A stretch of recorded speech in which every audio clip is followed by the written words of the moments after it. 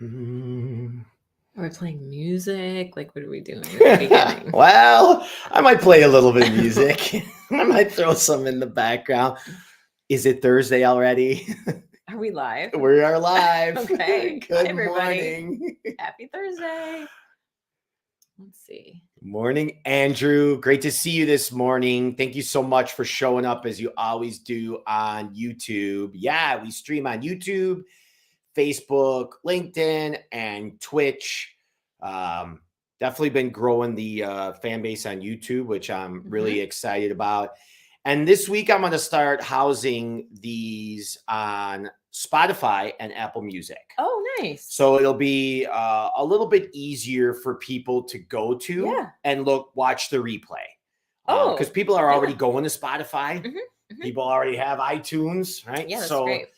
Me getting on there is a big step. Thank you, Jason Stallard, for helping me out with figuring that one out. He knows all of those tricks. He knows everything. Yeah. He's a genius. Yeah, he's great. Yeah. Good morning, Chris. Thanks for joining us. And Gabby, thank you for joining us. Two of my favorite people. Yeah. Gabby with the National Hispanic Suicide Prevention Network. I'm actually getting trained this weekend. As an ambassador for that group. I'm getting trained in Elgin to learn the signs and other things that I don't know. So I'm really grateful for not only being a part of the group, but I'm also grateful to be start to be educated in a space of mental health. I think is really important. Are Gabby and AJ doing the training? I think there's other people coming in. So I'm actually going to get like a certification for it. Oh, that's great. Yeah. That's fantastic. Yeah, I'm so excited about that. So thank you, Gabby. Elena, thank you for showing up. Good morning. Marcus LaPointe, MBA. How are you, my friend? Thanks for joining. Hey, Meg. There's Meg. All right. Can't wait to learn from you both. Yeah, we can't wait either, Meg. She's a powerhouse, I'm telling you. I don't think I ever met her before, have I? No, Cool. I don't think so. Well, I appreciate you you joining the show, Meg. And send over a connection request to me if we're not already connected on LinkedIn. And it's the first week back after the holiday. That's always a odd time, isn't it? Yeah. Well, we're kicking it off. We're disrupting in 2023. Yeah, we're disrupting, which is really cool. This is like so long overdue for us to be doing this together. There's Carolyn. Good morning from the Vision Project. Oh, there she is. Yeah. Oh, and Gabby says that she does the training. Okay, cool. So Gabby's going to train us. That's cool. awesome. Yeah. Thanks, Gabby. Great. She's the expert. Oh, yeah. She knows what's up.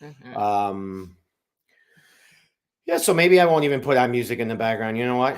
I don't even want to think about it. Let's just Sometimes I don't even want to think about it, right? This is the new you in 2023. Oh, no. Michelle comes in. First of all, it's amazing how all the guests that come in here, they're on time, which I appreciate because I'm clearly surrounded with the right people. And then what I do like is she says, do you have coffee? It's like, oh, we got coffee, right? So whipped up an Americano. And it was just interesting to see Michelle walk in and she's just kind of looking around the office and feeling the vibe. And I'm looking at her, I'm like, yeah, this is so good. Like, this is really all about what the community is, right? We're just getting together. We don't always agree on everything. I know Michelle and I don't agree with everything, but that's the whole point, is like to be friends and to love each other, even when we have differences. I've learned so much over the year from Michelle, last few years. And maybe she's gotten a couple takeaways from me too. So we'll get a few more people on here. YouTube is doing good. So if you look in the upper left corner over there, you see where it says live. Wait, you're looking one way. I'm looking isn't that way. funny? So everybody, we're like opposite when we do this. So it's kind of funny. Like upper left. But upper left, it says our live time. And then it says people with the eye watching on you, right? So we've got like, that actually shows up. Yeah. So thank you everybody for coming on. Of course, we want to wish everybody a abundant, as I like to say, an abundant new year. There's so many opportunities. And at the same time, we know that there's still hurt and pain and people are struggling, right? Maybe we're in a job that we don't really like and we're like, shit, we got to go back to work this week. Maybe we're in a relationship that's not serving us or we're not serving them. Maybe we're holding on to some physical objects that are just a distraction for us, right? Who knows what it is? Oh yeah, we're already diving in deep, huh? But we're all here just to share and just to say thank you. And let's start off the new year on a good note. Yeah, right? Let's do it. Cool. All right. So Michelle is going to share with us a quote. Now, it was very hard for her to come up with this one. Stop it. It was very hard. He's going to reveal all my secrets. For her to come up with this one. Good morning, Dave and Dr. Michelle. Abundant Thursday. Thank you. Yes, it is an abundant Thursday. All right. So let's kick it off with our quote and we will officially start the show. Yeah. So we were talking because I noticed he always has somebody picking a quote, right? You use a specific text for this, right? Usually it's usually from the Tao Te Ching. Yeah, is where we pick quotes out of, which I also start like my mastermind groups and other. Oh, nice. Yeah. So you're disrupting it. But I didn't do that. I didn't give it to you, did I? No, you didn't give it to me. So we're doing things really differently this year. So he's like, so do you have a quote? I'm like, well, I'll just come up with one that's very familiar to me. So I'm picking Virginia Woolf from A Room of One's Own. Do you know Virginia Woolf? I know Virginia Woolf, but I don't know that book or that. She talk about a trailblazer, talk about a disruptor. Yeah. So anyway, this is one of my favorite quotes, and I have a little piece of it tattooed on my foot. That's amazing. How I thought of it. Yeah. And this is not exact, is my paraphrase, but she wrote, "Lock up your libraries if you like, but no bolt, no gate, no lock can be set upon the freedom of my mind." Look at that. That is, good, I could not think of a better way to start off this year. Thank you. That's good. Welcome to this week's and this year's first episode of Live Beyond Default Livestream. It's your weekly dose of personal growth. My name is Dave. This is Michelle, and we are sharing with you episode number 43. We're going to be talking about being a disruptor. We're going to talk a little bit about what's going on the last couple weeks. And of course, I have an event coming up, which is Wednesday, February 8th. It's a half-day summit called Break the Mold from Survive to Thrive in 2023. And the link goes live today to sign up. So we'll let you all know about this event coming up. It's a half-day summit with 100 attendees maximum. The investment is $97. You get food, you get networking, you get breakout sessions, a lot of takeaways, and 5 amazing speakers. We've got Scotty Telema, Amy Wilhelmy, Carolyn Litton, Alan Stern, and yours truly, Dave Lasavio. So I'll mention that again later. Super excited for that and grateful. And where is it? It's going to be at Blue Sky Restorations in Rolling Meadows, Illinois. So we have a super cool auditorium. Lots going to be going on, and it's 5 weeks away from yesterday. So, of course, when you're watching this show or listening to it on the treadmill, or maybe it's in the background on a little tab while you're at work and nobody else knows, you're going to love the conversation. You're going to love the takeaways. You're going to love the leadership, and you're going to love the community that you get here at Live Beyond Default Livestream. So the question I always ask is, has your year been epic so far? And if it hasn't, I like to say, why not? And let's take responsibility for it not being epic, because we know that gas prices, our jobs, our relationships, our bosses, our bank account, that really has nothing to do with true happiness. It always comes from within inside. So we know that if shit's not going right, we want to take responsibility for it. And that's like a tough pill to swallow, but it's the right way to do it, in my opinion. And in the long run, we're going to create more long-term happiness versus short-term fun. So always take responsibility for your happiness. Let's not blame it on anybody else. And if the week or year hasn't started off right, it's okay. I felt like shit a few times this week already. Me too. And spin out of control. Like we all look happy. We're high-fiving. We're like, we're a mess sometimes. So it's all good. It's best just to take responsibility. And that's how we become leaders. That's how we become really part of the community. And so many people are struggling. Yeah. And we want to be there for them, right? Take care of yourselves first, and we'll take care of others around us. And we will all rise together. The boats in the same harbor rise together. And remember, they also sink together. You got to remember who you're hanging out with, right? That's true. You know, I always talk about that. Did you ever hang out with the wrong crowd, Michelle? I am the wrong crowd for some people. No. Did you ever hang out with the wrong? Tell me. Of course. Like maybe when you were younger, or was there a recent relationship that maybe you had that you thought in the back of your mind, you know what? This is just not going anywhere. I'm not trying to get anything from them, but is it really just worth it to go on? Like, was there a recent relationship that maybe you let go of?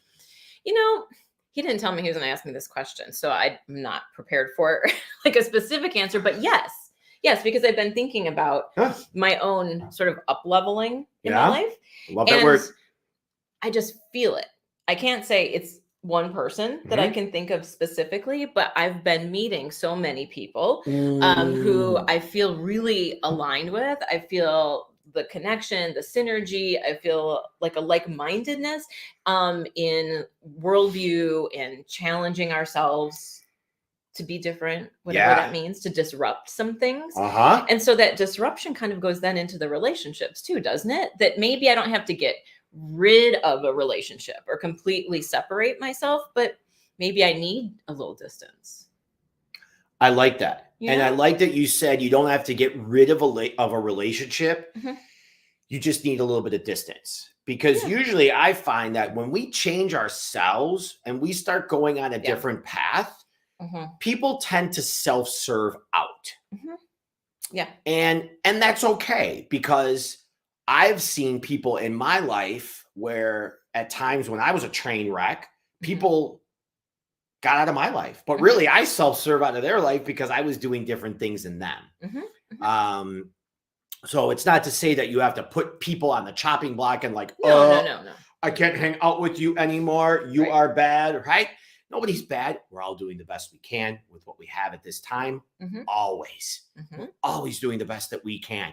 At the same time, when you're on a certain path, maybe it's just not, the timing is not aligning with other people, and they change. And there's seasons. Yes, I was just about to say that. It's always a season, right? Yeah, it is. Okay, Layla. There's Dr. Lale. Lale. Dr. Lale is one of my favorite people. She's a new person in my life that I met this summer when I was at a Leading Voice speaker training event. Yes. She was there with me, and Dr. Lale also is just publishing a book. It's coming out. Oh, I wish I knew the title of it. It's like an anthology because she's got an amazing life story. I like that. Dr. Lale, post that in the comments for what the book is, when it's coming out, and also connect with me so we could collaborate more on LinkedIn. That would be great. Yeah, she's brilliant. Yeah. I love her. She's a bodybuilder. Stop. Yeah. A competitive bodybuilder. She's amazing. Yeah. Oh, I wonder if she knows Amy. Oh, I don't know. Yeah. See? Okay. We'll see what happens with there. Yeah. All right. So today, among other things, we are going to talk about being a disruptor. And Dr. Lale, it is? Says the confidence of yes. Thank you for putting that in. I like the discussion of confidence too. But we're going to talk about being a disruptor, but I like the idea of confidence. Maybe that'll together. Yeah, maybe that'll be a topic of another show too. So I usually throw out to my guests, hey, what do you want to talk about? And mostly it's because I want to talk about what's on my guest's mind. Part of the real reason is I don't feel like coming up with a topic, okay? Because I got enough things to come up with. But mostly it's because, so the funny thing is our brains always think we have everybody figured out. So when I threw, Oh, I know what you're so gonna when say. I threw out to when I threw out to Michelle, I'm like, what is the topic that you want to talk about? I'm like, oh, we want to talk about this. We want to talk about that, right? And what did I say? You said something about the patriarchy. Yes. I said, oh, yeah, why don't we just talk about this? And she was like, we're going to talk about being a disruptor instead. So it's funny how our minds think we got it figured out. We think we know people and we don't even know ourselves. So that was such a little, when she came back with that, I'm like, yes, the ego thought I knew what was going on and I had no clue. And that's what is so great about being in self-development and being around people, because we mess up all the time. And it's so funny, like what our brains do. Well, you were just open to the surprise of it all. Yeah, right? That too. Yeah. So tell everybody, Dr. Michelle, first of all, your PhD is in what? Women's and Gender Studies. Women's and Gender Studies. I love it. Now, is women spelled WOMYN? EN. Well, in the field. In the field. Yeah. Okay, it's good. An E. It's an E. Okay. So now I don't know all these things. Yeah. I got to make sure, right? Yeah. I'll correct you. Not correct you. I'll help. We'll talk. Not correcting. What is in your mind being a disruptor? Like just in a general blanket, like what on your mind is being a disruptor? What's it look like? Yeah. It might be different than what you think. Okay. It probably is. Because I think being a disruptor is actually a gentle approach. Because we're not smashing anything. We're not eliminating anything. We're actually sometimes just bringing in a pause to say, there might be another way to do this. A disruption doesn't have to look like throwing a bomb in and blowing everything up. But we think that. I think connotatively, yes, we have put that on the definition, right? Connotatively, we think, being a disruptor is like an explosion. It's total destruction. It's just blowing the place apart, crushing it. And So I used to think that until I realized if I was going to disrupt some limiting beliefs, if I was going to disrupt some old patterns, I don't want to destroy myself. Right? Because it's happening inside of me. It's my soul. It's my brain. It's my nervous system that's freaking out. Yeah. Sometimes. Yeah. So I don't want to be rough with myself. Interesting. Right? I like that. Because I believe that a lot of the limiting beliefs that I have come from some sort of like harsh teachings of the way it's supposed to be. Yes. I don't want to be harsh with myself. I want to be kind. A little more kind to yourself. Okay. Yeah. I know that I sometimes have negative self-talk and I'm kind of harsh with myself at times. I took a breath there. Yeah. Right. So keep going with that. So it's a little bit more, being a disruptor is like taking a pause and being a little bit more kind to yourself. And what does it feel like?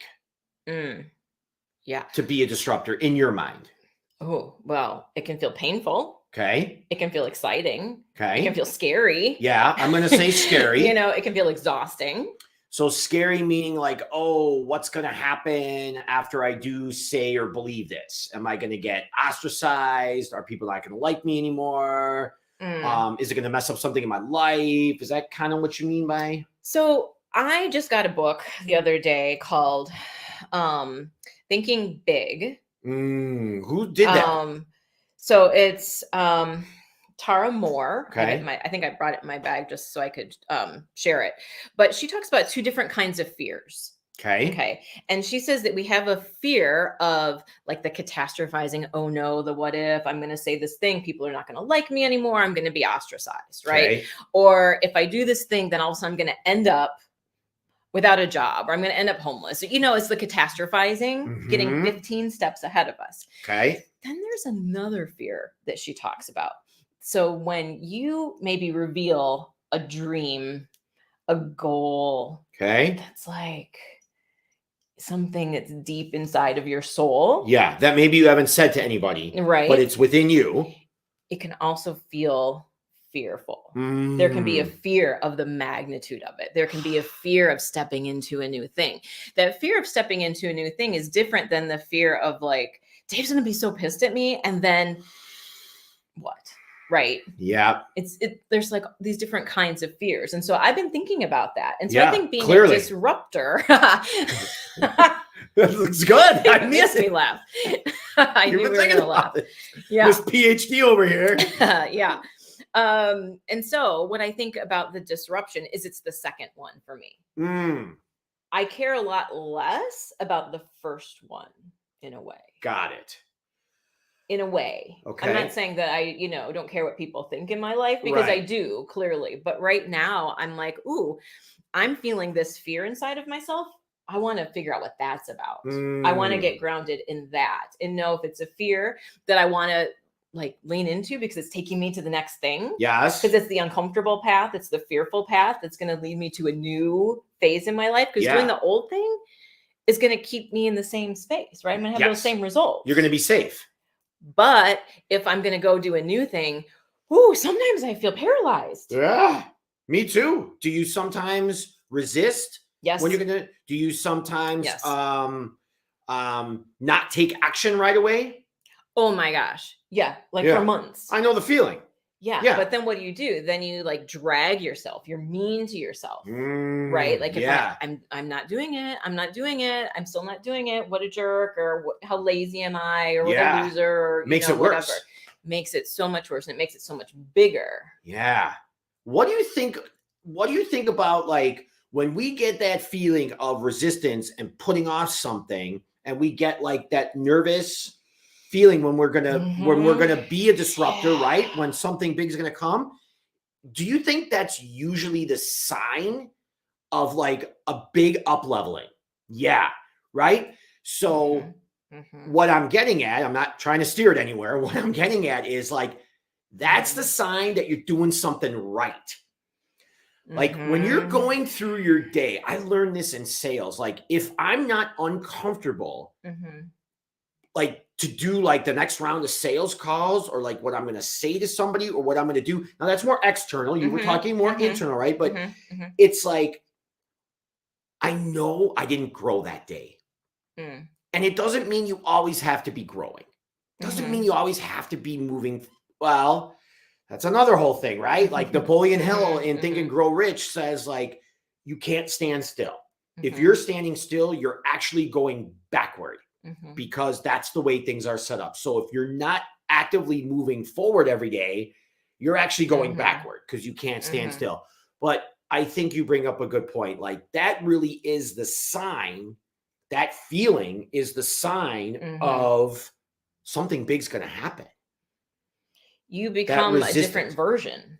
A different version. You, as Carolyn says, the one who breaks the mold, perhaps, right? We're becoming a different version. We're stepping out of, we're like shedding that skin. And here's the funny thing about shedding skins too, right? So you've got the butterfly. And you got the caterpillar and the butterfly, right? Now the cocoon comes along, the butterfly starts to poke the hole and is about to go through the hole. Now, the important thing is you want the butterfly to struggle and to like have to push through that hole and get out to be able to flap its wings. If you actually tear a little hole in the cocoon, right? Not poking the butterfly, but just tearing the cocoon that's going to be left there anyway. And you open the hole and the butterfly comes out, the butterfly's going to die. And the reason is because it's got to squeeze through that little hole so its blood flow and its veins go through its wings as it's going through. So without that struggle, it's not going to make it. And I like to use that analogy with us. Without the struggle on our end, we're not going to make it. We're not going to take it to that next level. Right? Yes. And so what I'm thinking about is this concept of being I know you're thinking. Can you tell? Because I'm like, I love it. I have a face. People have told me this my whole life. I love hanging out with you. I have a face. But I think about being a trailblazer. Yes. I coach trailblazers. Yeah. I think of myself as a trailblazer. Hell I yeah. think of some of these people here that I know, they're trailblazers. And whew, people haven't done it before. That's what makes you a trailblazer. Done what before? Whatever you're doing. Oh, right, You're the first. Yeah. Right. So, or you think of it like as a glass ceiling shatter. How many times do you have to hit your head on that glass ceiling before it makes a crack? Yeah. It's not comfortable. Yeah. It's part of the experience. And so what I want to also mention too is like the internal thing and the external thing. Because when you were talking about right in the beginning about taking responsibility. Yes. Now, I agree with you. Uh-oh. No, I do. Uh-oh. And what's coming here? It's an and. Okay. And also, thank you. There are systems out there that I think are not equitable. Yes. There are systems out there. I would agree. That are designed, you know, to kind of do things a certain way. And if you don't fit the mold or you don't look like the other folks there, right, you're not included or it's much harder to succeed. Of course it is. So we take responsibility for how we're going to disrupt those systems. And how we are going to respond to those versus reacting in a way that's just making noise, but it's not really doing anything. Right, because it's really easy to think, I'm working so hard. Why can't I get ahead? There's something wrong with me. And sometimes it's the system that's toxic. Yes. And we know that. We've talked about this before, right? We're derping, okay? Cell phones. We're walking around like this. I've said it before, batteries in the matrix. Like how often is the system, like you say, things are set. Now, this is not conspiracy. We're not blaming anybody. We're just saying like the way things are set up most of the time, like really just for like the few to succeed, right? It's not for us to succeed. Like you're on social media all day, you're watching TV all day, you're eating shitty food, you're drinking, now you can go down the block and smoke pot anywhere you want. Like everything's like these little distractions that's clouding up your mind. Well, what do you think's going to happen? You're not going to do shit. Like you're going to be confused with yourself. I know I drank and drugged for half of my life. I just talked about that earlier this week. It's like, I was able to break out of that in a way, that mold, but I was able to break out of that somehow in a kind way, right? In a way that's not like, oh, you're toxic, you're messing me up. It's like, no, something came from within. I was a disruptor within myself at that time. And that has been a super cool self-improvement movement that's also been really painful and hard. Like, that's the funny thing about it. Like, I remember getting into personal development, like when this kind of started for me and being like excited, like, oh, cool. I'm hanging out with some new people and oh yeah, I'm going to do like these habits and all this cool stuff's going to happen. And after 3 weeks, I was like, this kind of sucks. Like it's not real fun. It's a lot of work. You don't feel very good. And now I don't have like a back door of like binge watching Law and Order for 8 hours or smoking or drinking. Like I'm not doing anything to like give me that fake dopamine hit instead of I got to rely on the dopamine and the love and excuse me, the that good feeling from within, where we always really do have that source, right? We have she or he or whatever your God is, whatever you want to call it, right? Again, this is not to judge. It's always in here. I think it's always in there. I don't know what I was talking about. Okay. Well, we're talking about all the things. But Bring me I'm also back thinking, what I'm also thinking keep about going. though, is how, don't get me wrong, that like, don't mistake kind for passive. Or I'm not. Kind for quiet. Oh, I'm not. Or kind for I'll wait till somebody else does it. No, I'm not. You know, because I think that like sometimes when we think, oh, well, we're going to be gentle about it. Whew, gentle might be me saying, Dave, we need to have a talk. Yeah. Can we have a conversation about something? Yeah. What did I do now? Nothing right now. What did I do? But I also think about the people who do this very publicly. And that's why I love working with trailblazers, because you know what? A lot of times that's public. Think about how many times people have tried and hit their heads on those ceilings, the structures that won't listen, the structures that weren't designed for them. Yeah. And how they do it in public. Yeah. So many of our quote failures are private, but doing it out in public for everyone to see is such a gift to the rest of us. Yeah. And I know people on here who do that. I think it is. I think it is. And you see that on social media all the time, where even now, like very rare do you see a post that's like, hey, I'm struggling. This shit's super hard. And here's what I did, right? It might work for you. It might not, but I just want to share with you, like, this is what's been happening. Like, you don't see that a lot. You're always seeing like the big win, right? The tip of the iceberg. Sure. We're always kind of showing that. And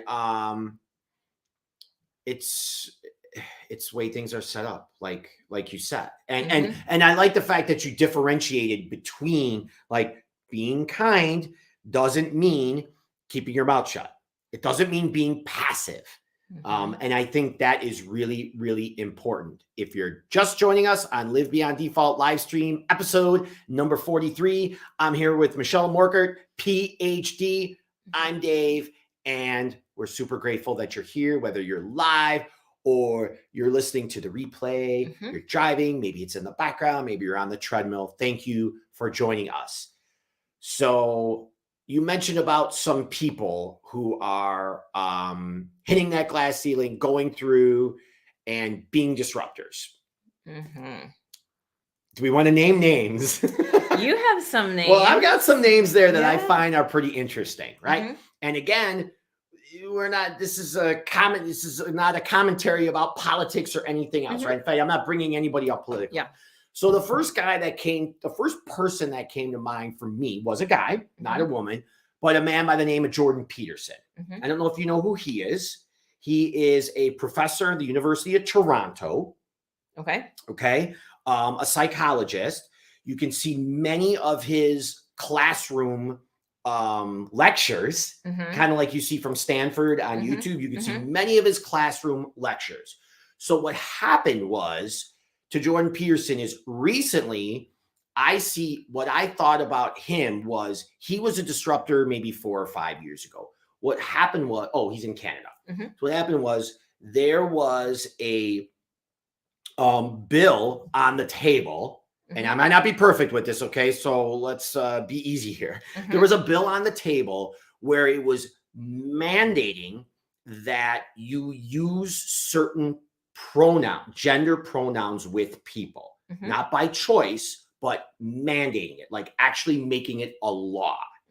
And he came out and said, okay, well, now you're telling us what we can say and what we can't say. And everybody lashed at him and said, oh, you're anti-pronoun, you're anti-gay, you're anti-this, you're anti-that. And he's like, no, I'm just saying that you cannot mandate what we say and what we don't say. You can't make it a law to say something and to not say something. He took a huge amount of heat for that, and he stuck by his guns, or not his guns, but he stuck by his morals. And from there, I think he has been not only a thought leader, I also think he's been very good in the male and female polarity space, the masculine and the feminine. I think he has a pretty good view of that. Now, again, I don't agree with everything that he says, but he was the first person that came to mind as a disruptor for me.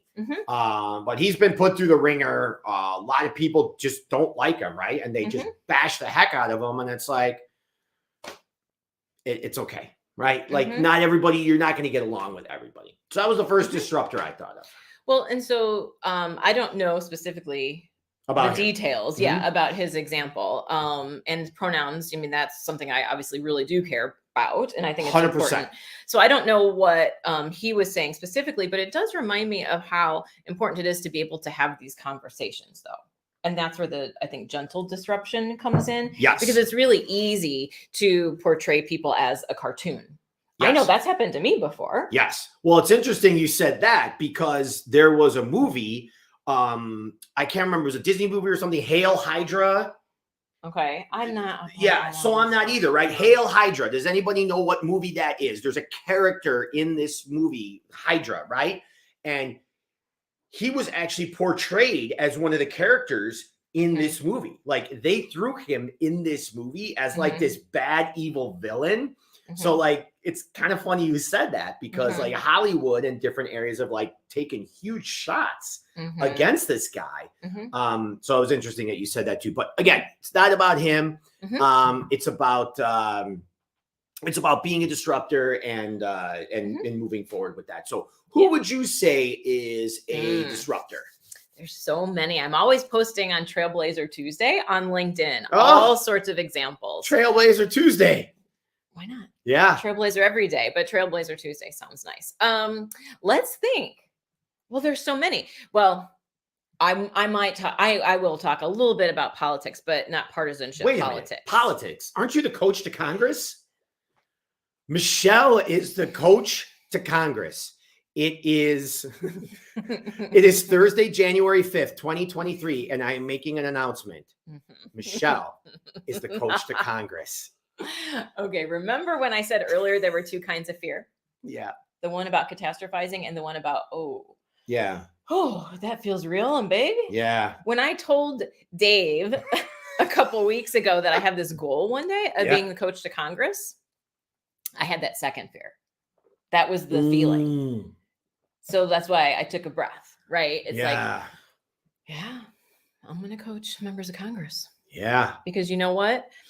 They're trailblazers and they get the backlash and they're doing it all publicly. And when I see somebody, specifically, I think about women leaders, and there's a lot of reasons why I care about this, but when I see women out there taking leadership roles in spaces that they've not historically been in, that weren't actually designed for them, I think to myself, who's her support? Who's her coach? Who's her network? Because this is where the like isolation, the exhaustion, the fear come in, because people think, well, she's a leader. She's got it together. We're going to follow. But, we keep up leveling, right? There's another level next. We don't really plateau, right? No. So I'll go back, though, early on to the suffrage movement, which I love to talk about the suffrage movement. Yeah, and go for it. All the areas, though, that we really failed in the suffrage movement and all the areas where we really succeeded doing some amazing things. So did you know? Yeah, tell me. I knew it was coming. That we've been, the suffrage movement, because the 19th Amendment was passed in 1920. 1920. Okay. So the Roaring 20s, 8 years before the Depression. Basically. Right. So, but the suffrage movement had been going on officially since the mid 1800s. Okay. So it was a long time. And the women who were starting out in the suffrage movement, they were talking to Native American women because the tribal laws were completely different and much more egalitarian than what we had here in this country. What's egalitarian? So equal. So you saw a lot of women in leadership positions. Yes. So they didn't have the same sort of structural oppression that we saw here in this country. In the Native American community. Love it. Yeah. Okay. Yeah. History so there's so much to learn, from people. Yeah. So anyway, so we get here, we're trying, the suffrage movement, one generation, next generation, third generation. So finally, we said, you know what? It's time to have a parade. Let's have a parade down the middle of Washington, D.C. on Woodrow Wilson's inauguration day. Let's just have a parade and disrupt. Yeah. Let's just be here and say, we want to vote. We have the right to vote. We have to follow the rules, but we can't make the rules. Yeah. Okay. Yeah. And so what happened was all these suffragists got together from all over the place. And well, the police were there for a little while and then they kind of backed off. Yeah. And it was a mob and people were attacking the suffragists. Huh. We don't really think a lot about this history. Now, when you say attacking, like men and women were attacking? Yeah. Why would they attack? Because it was such a disruption of the status quo. And maybe we weren't used to, perhaps we weren't used to seeing that. So when we saw something, we're like, oh my gosh, what's happening? Even though what was happening was good, it was our reticular activation system, which I talk about regularly. You can only see so much. You don't know what is good. We don't know what is good. And at that time, what was good was not that. No. Yeah, interesting that you said that. Okay, but there's a lineage of this, though, right? Of othering the thing that's unfamiliar. because it's scary. Yep. We make it wrong. We make them, so outside and not human sometimes. Yeah. We still do that today. Yeah. Yeah. So the suffrage movement is this really great example, because then after that, do you know what they did? They started picketing outside the White House. Okay. They were some of the first people to ever picket outside the White House. Interesting. Women. Yeah. Yeah. And this was, the first people. Yeah. And they and stayed. that people had to be like, what's going on here? Like, that had to be kind of scary, I would imagine, at the time, right? Yep. And they stayed out there, and it was, wartime, and people thought, what are you doing? You're supposed to be in the house rolling bandages. And they said, if we're going to roll bandages, we can roll them on the picket line. We can do more than one thing at a time. We can fight for our rights here while also fighting for our rights in Europe, for other people's rights, Yeah. And so they brought so much attention. But here's the thing you probably didn't learn in school. Yeah. A lot of things that they won't tell us. So these suffragists were arrested for obstructing traffic because they couldn't come up with any other reason to arrest them. And they weren't. They were on the sidewalk. Oh, yeah. Okay. So they go to court. And the traffic with like these cars that go 5 miles an hour? The carriages and stuff. Yeah. And so, yeah. And they thought, these women are going to plead guilty and just go away and stop. No, they said, we're not guilty. Yeah. So guess what? They were thrown into prison. Stop it. The Arkaquad Workhouse in Virginia, it was just opening. There was very little oversight. The women were thrown in, and not only were they physically, when I say thrown, physically thrown in, they were put into isolation. And when they went on a hunger strike, do you know what they did? The warden and the people at the workhouse force fed them. Come on. Tortured them. How many people were there? Of the suffragists? Yeah, I'm not saying that one is okay, but like I'm just thinking. I mean, it was like how many in people the are we talking about? like 10, or are we talking about 500? No, not 500. Less than 100. Okay, so but at that time to gather 100 people, there's no social media. We're not gathering, right? I would say maybe like 50-ish were in this workhouse. So let's say 50 people. They threw them in there. Now they're going on a hunger strike. Not they. Now we, right? Our people that are standing up for real rights here. They're going on a hunger strike, and then they're being force fed. Some of them were force fed, and then they were put into isolation. Do you know how this got out, though? No. One of the guards. We're going to keep talking about disruption and why disruption matters. It's like a ripple effect. Yeah, right? Ripple. Because then what happened was one of the guards disrupted the system. A male guard or a female guard? A female guard. A female guard. From the stories, the way I've read it. Okay. Walked in and dropped off a piece of paper and a pencil. Yeah. And walked out. Yeah. Somebody wrote down her story about being force fed because they were all in isolation. They didn't know were they alive or dead. What happened to them? The guard then took it. Gave it to somebody else. And they passed it around. Stop it. So then one of the husbands of the women came to visit because the warden was like, get your wife in, shape. Get her in line. Never stop doing this, right? Yeah. You know what she did? She put it in his pocket, the note in his pocket. He left. And he disclosed it to the Washington Post, to the media. All of a sudden, there was a huge media storm because people found out that the government was torturing the suffragists for their disruption of, the status quo. Yeah. I like that. Yeah. That's not the only disruption. Yeah. There's one more that's really good. Okay. Well, now back to this one, though. What year was this again? So this would have been because it didn't pass until 1920. So this would have been 1919 that this was happening. Okay. Yeah. So think about when we complain about things. Okay. Like, let's be real here. Think about when we complain about things. Oh, wah, wah, wah. And we're complaining about little things on social media. Now, that's subjective. I get it. There's no judgment here. We're all about the love. At the same time, we're talking about 100 years ago. The weather probably wasn't great. How often are we like, it's raining, the weather? Stop with the weather, okay? Now we've got 50 or 100 people out at the White House. And they're protesting, right? They're being disruptors. They're doing it with intention, a good intention for all of us. Now they're all thrown in jail, camp, inside, being force fed when all they could do is say, okay, well, we're not going to eat. And this little note makes its way out. A piece of paper and pencil makes its way out. That's powerful. That's the power of communication. Even when there was almost no communication channels at the time. Yeah. Yeah. You ready for one more layer of a disruption? Is it it's about the same story or another one? Yeah, it's the last phase. All right. So Ritesh so far is saying so powerful. Stick with us. Alejandro's saying, you guys are amazing. Othering is the greatest way to cause division. True. Look at that. Love it. It's true. Meg says, I love your Trailblazer Tuesday feature. Ritesh says, nope, I'm not sure what that's about, but that's okay. Yeah.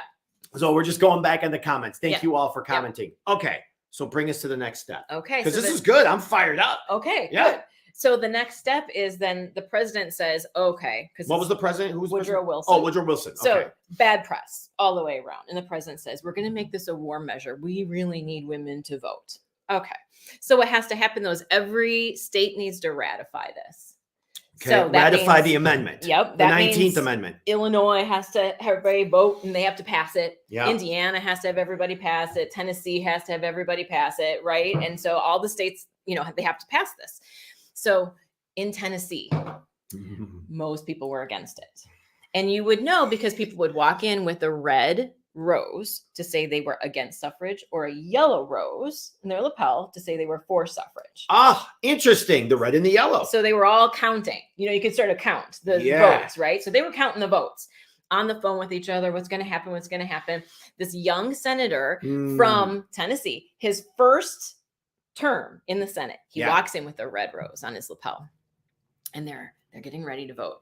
All of a sudden, he gets a telegram from his mother. No, I'm not joking. A telegram. So like it got delivered by horse and buggy or something, like a telegram. Somebody handed it to him. Yeah. Communication again, 100 years ago. He opens it up. And the paraphrase is something like, I'm waiting to see what you do for suffrage. Took off his red rose, voted for suffrage. It was the vote that pushed Tennessee over, which was the state that we needed. Come on. What was this guy's name? Maybe it doesn't matter, right? I know it, but I've just forgotten it. That's okay. Whatever it is. I'm going to put it in the comments later. Yeah, whatever it is. Okay. But it's not about that, but that's a good... I like that came from a male. And I like that the mom said something. Well, it had to be from a male because only men were voting. Officials. That's right. Hello. I forgot about that. Okay. And we were all wrapped up in this conversation. I'm like, oh my gosh. Okay. So yes, it had to come from him and his mom. Those moms. So here's the thing. Yeah. When we try to Love create mom. these oppositions of all women were for it, all men were against it. No. If that was the case, it never would have happened because only men were elected officials. Only men were voting. Yeah. I mean, Frederick Douglass was one of the first people involved in the women's rights movement in 1848. Long time ago. I mean, come on. So, but I will say this, not every woman got the right to vote. It wasn't until 1965 in the Voting Rights Act that Black women, Latinas in this country got full access. Yeah. So there was still work that needed to be done. And there's still work that needs to be done today. We're still doing it. Oh my gosh. There's a whole list of things, right? Yeah. So disruptors, they create a lot of discomfort for people because they're doing it differently, because people don't know what to make of them, because it's never been done that way. They think it's wrong, right? Like you should be the outcast. We should separate ourselves from you. But this is what trailblazers do because no one's ever done it before. I like that. It's going to cause discomfort because you're going to start having to think a little bit differently. Ooh, thinking differently. We talk about something on this show called lateral thinking. Tell us. Yeah. Oh, well, let's keep derping on social media and eating shitty food and binge watching TV and smoking more pot. Okay. Because that's why lateral thinking, creative thinking from a different angle has gone out the door. It's just not happening anymore. And there's a reason why, because of how things, as you say, are set up. So that at the time, in what you were saying, lateral thinking was being a disruptor. It was doing something different and doing something that maybe a lot of other people were not doing. And it wasn't fitting the norm of this plus this equals that, right? Logically, it was illogical at that time. But think about the disruptions now, how uncomfortable we are with certain disruptors. I mean, I don't know example to give you, but I think sometimes we're like, oh, I don't want that. I wonder I wonder if we're uncomfortable with disruptors because we see ourselves in them at times. Maybe. And we feel bad or shameful that we're not doing it, that we don't have the guts to do it, or we don't have the confidence, or right? Because usually when you judge others, you're judging yourself. Yeah.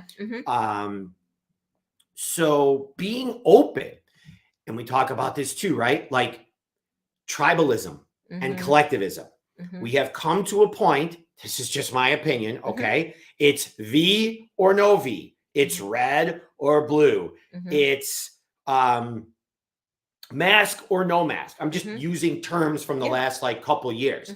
And what that does, again, is it creates this tribal mentality, okay? It's this collectivism where we're pointing fingers and we're fighting. And who the fuck do you think is watching this stuff? The people running the world. Again, it's like batteries in the matrix again, where now let's pit people against each other to fight and to go against when we're all human. We're all team human here. What do we, team human. It doesn't have to be human race, just humans.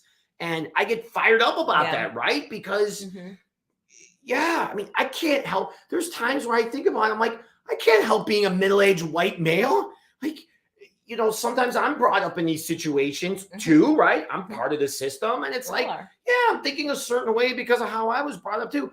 And I'm doing the best I can to be understanding, to be empathetic. I'm not going to be sympathetic with the situation. I'm not feeling sorry for you. You're the same as me, right? Like I'm being empathetic and understanding. And I'm not going to cancel you because you think differently. In fact, I'm going to welcome it because I want to know about this. I want to know what's challenging for people, for humans. It doesn't matter if you're he or she or they or whatever it is. Like, it's all human.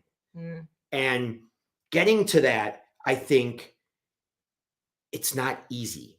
That's what kind of sucks about it. Like you would think that more of this would be, I don't want to say taken care of. That's such a cheesy word, but you would think though that we get more of this and there would be less of the, would you not? Like, I remember growing up being like,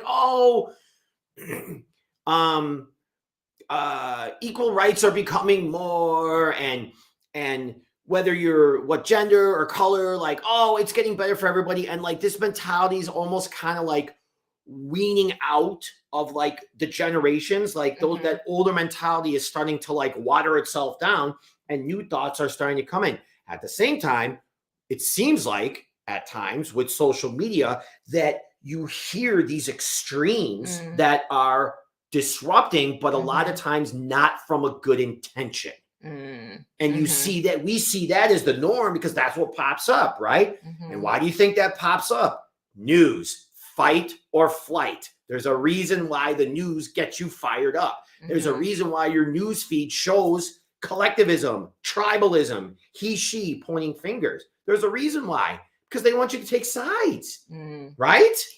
Right. So I'm thinking about some things that I've done. I don't even know what I just said there. Diversity, equity, and inclusion. I don't even know what I just said there. And I might have messed something up too. I'm just talking. Okay. That was like a flow there. I was like, I didn't even know. So thanks for letting me. But I want to pick up on what you just said though, because I do think that these systems that we're talking about, and this is not a downer. This actually to me is a very positive thing because I believe that these systems are kind of like constructed.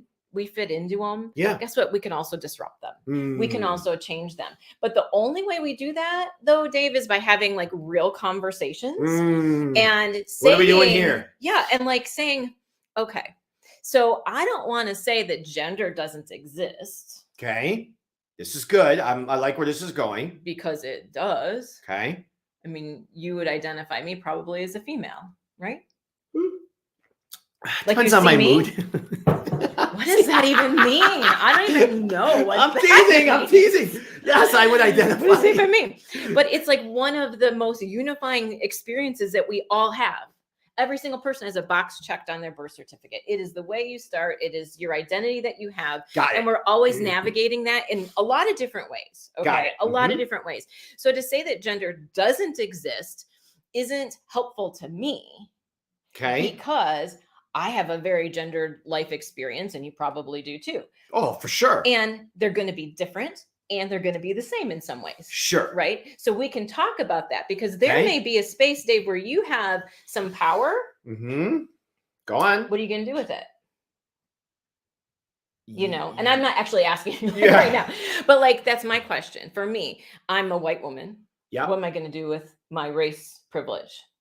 I have a Ph.D. Yeah. So if I walk in a room and someone sees doctor, sometimes they think I'm a physician, you know, it could mean a lot of things. Yeah. But to some people that mean, like, those credentials, you know, signify something, right? Like an expertise. What am I going to do with that? What am I going to do with that? Because I think that when we're having these conversations, a lot of people are scared to have them because they're afraid they're going to be called out for doing something wrong. And we're always going to make mistakes. Always. If you're afraid to not make a mistake, then you're not having the conversations that you need to have. Yes. Right. I like that. I believe that that's true. And then also we're afraid that we're going to be uncomfortable because something's going to shift. Right. But I think there's enough power and enough access to go around. We don't have to hold on to it so you don't get it, or I give you just this teeny little bit. Oh, that's scarcity. Yeah. And I think it's the scarcity mindset that fuels a lot of these conversations. Yes. Or the lack of conversations. That's what I mean. The scarcity mindset fuels the lack of these conversations. There's enough for everybody. Yeah. It's there. And what we've seen so much is a lot of times the power or the money or the rights have been held by so few. And information, right? That was the big thing about the internet blowing up, was that all of a sudden now information is out there everywhere. It's free. We're getting it. We're seeing it all the time. Not that it's always right, but it doesn't matter. Point is, it's always out there, and we're seeing things almost in real time, right? Something happens, boom, you could show it, you could post it, you can almost live stream it as it's happening, and it gets out there and people will see it. So go back to gender. Well, I was just reading some of these comments. Oh, yeah. Okay. So too. They're pretty good. Never underestimate the power of a Southern Nana. Always listen to your mother, Ritesh says. Yeah, I like that. I have been called the outlaw. That's Lale. Yeah. It seems that we are looking for the right collective to belong to. That is good, Marcus. And just my opinion again, I would say the right collective is Team Human again. It's just being human is the collective, and being one with the universe, and being one with the earth, and being one with she who created us. That's just my opinion. Well, I'm very opinionated, right? I think social media has changed everything, good or bad, says Dawn. Oh, for sure it has. Dawn, I agree. Yes. So, and thank you for joining us, Christine. If we are not connected, we might be. Sometimes I forget. Connect with me on LinkedIn, and we appreciate your comments. Of course, is that a friend of yours? I'm looking. No, cool. Nice to meet you. Yeah, I do recognize the name, but I'm not. You know, sometimes I forget people's names. So yes. Okay, so let's talk about gender a little bit, right? We're 58 and a half minutes into this. I don't even know what time it is. I don't know where we are. What I do know is Michelle and I are talking about being a disruptor. We're talking about super important times in history. And again, the great thing is we're having the conversation. It's coming from love. We're sparring a little bit. And that's what's good about it. We're not canceling each other. I remember oh no, when we had coffee this one time. This was so funny. Her and I had coffee, and it was so great. Like it'd been long overdue, right? Yeah, it was a great conversation. I loved it. We're at coffee, we're talking, we're chewing gum, right? We're drinking coffee, we're throwing things back and forth. Yeah. And all of a sudden, I like a week later, I get Michelle's newsletter. Yeah. Weekly newsletter, and I'm reading this about it. Yeah, I know. And I'm reading this newsletter, and I start to read, and I'm like, "Oh, cool! I love Dr. Michelle's newsletter." And I'm reading, and I'm like, "Wait a minute! Yeah, this is about our conversation." Yeah. And I'm looking, I'm like, "No, that's not what I meant. No. I'm like, that's not it. And people are commenting about it. And I'm like, no. And then I thought about it and I'm like, Dave, this is so beautiful. There's nothing to say. Like, you're not going to chime in. This is the great thing about it. Like, she's making a great point. What I was saying was not even, it was I wasn't presenting it the right way, but it doesn't matter because this is how she received it. She wrote about it. And I'm like, oh, this is the best. Like, this is what it's all about. So I didn't hold back. I took it in with love then, right? I didn't resist it. And I'm like, yeah, she's not coming from a bad place. I'm like, I didn't really mean it to be like this, but it doesn't matter because it's bringing up good conversation and I enjoy what the people are saying. And that's what it's all about. But yeah, in the beginning, I'm like, no. I'm like, that's not what it was. Yeah. Like, I didn't mean that. But the conversation got me thinking. Oh, it was so great. It got me thinking in some new ways. And that's what I was, sharing about. And it was wonderful. So let's do some final thoughts about gender here. Let's end on a bomb. Okay. We're an hour into it. We're just about done here. Thank you for joining Live Beyond Default Livestream. It's going to be every other week now. So it's only going to be twice a month. It's too much for me to do once a month. But what I am going to do is I'm going to ask everybody, including myself, to share more, to promote more, only if you think it serves to the people that'll get something out of it. That's what it's most important, right? I'm not looking for hundreds of thousands. I mean, it'd be nice to have, but at the same time, if we can make a difference in one person's life, right?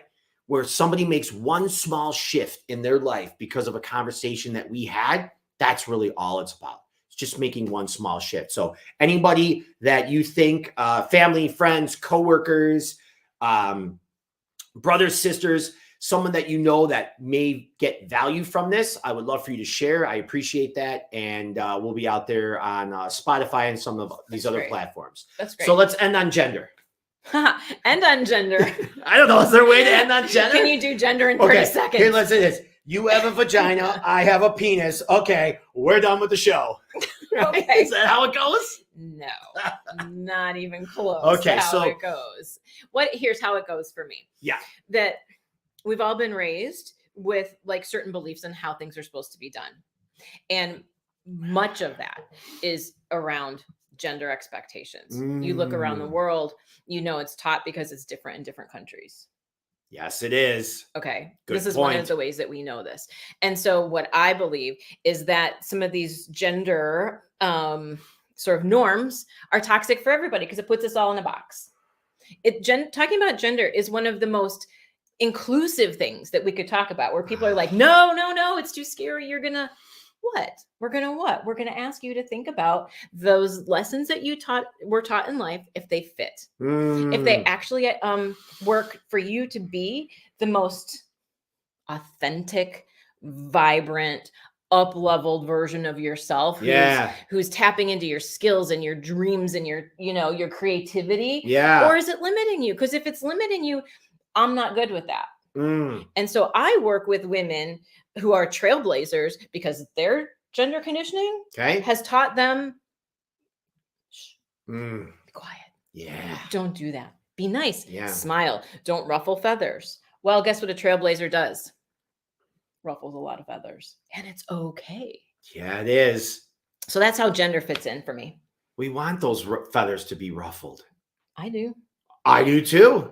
And the more people we get in the rooms where decisions are being made, wow, the better off we're going to be because we're going to have these kinds of conversations. It's not going to be the same conversation over and over again. Yeah.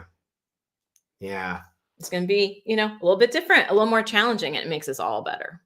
Michelle, you're ruffling my feathers. I know. Oh, thank you. You ruffle my feathers. I know, and that's good. I'll be honest. That's good. That's what we're supposed to do, right? What we're doing, we're being authentic about it. And I think that the other thing is we're doing it with intention, right? Like you can go and put on like a shirt or look a certain way or say certain things just to like stir shit up. And then at the same time, like, is it actually aligned with your values, right? Is it actually like aligned with, are you congruent? Your thoughts what you say, and what you do. Like, do we have alignment and congruency with those three things, right? I'm wearing an abundance shirt. Why? Because I believe in abundance. That's one of my values for 2023 is creation, co-creation. There's enough for everybody. Life flows through you. It doesn't happen to you. It doesn't necessarily happen for you. It flows through you. And that essence of co-creation with others, with Team Human is what it's all about. You know, we owe it. I was just thinking about this earlier. Not only do we owe it to our creator to show up every day. That's why we're here. And be the best that we can. That's the rent that we owe. You know who else we owe it to? The suffrage movement and the people and the trailblazers in the last 50, 100, 200, 300 years that walked through shit every single day to actually make it what we have today. We owe it to them.